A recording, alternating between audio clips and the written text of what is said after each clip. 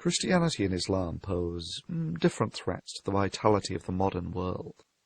Christianity's extremists, the fundamentalists, typically undermine education in the First World and hence they retard its potential. Islam undermines the very essence of the First World constitutional democracy, the right to free speech. This is typically done by suggesting that anyone who criticizes Islam is committing an intolerant hate crime. Bollocks! If your faith is causing people to fly planes into buildings, then it needs to be scrutinized in a public forum. I mean, let me make the line simple.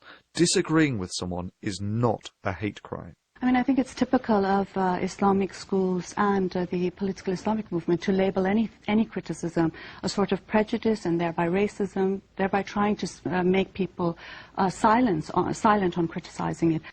Inciting someone to break the law because of your opinion is. For instance, suggesting that you think that those who leave Islam are jerks is not a hate crime. Suggesting that people who leave Islam should be killed is a hate crime. But what is the penalty for apostasy? What is the penalty for leaving the Muslim faith? If it's an Islamic country, then the Sharia is very clear. Apostasy is dealt with the death penalty. Thank you, that's all I want to hear. And yes, if that is a central tenet of your religion, then the very practice of your religion is a hate crime in a modern first world country. The virility of free speech is arguably a prime factor in determining both the health and worth of this forum, just as it is for determining the health of a first world constitutional democracy.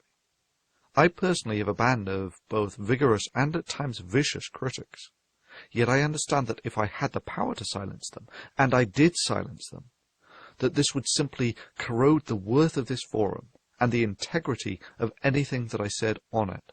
For an idea that can survive the harsh eye of public scrutiny of thousands is infinitely more valuable than an idea that can tolerate the criticism of none.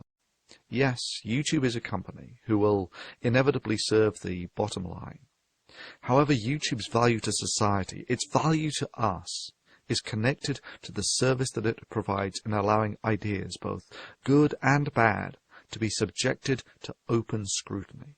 Recently, both Oh My God It's Chris and DPR Jones both had videos which, to be quite frank, had the most meek criticism of Islam taken down for community guidelines violations.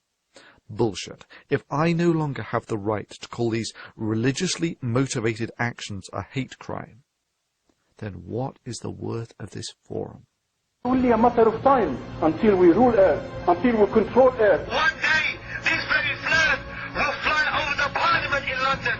We will see this flag that will fly over the White House, and we will see the Black House. The Kaaba will take over the whole world. You will take over USA. You will take over UK. You will take over Europe. You will defeat them all.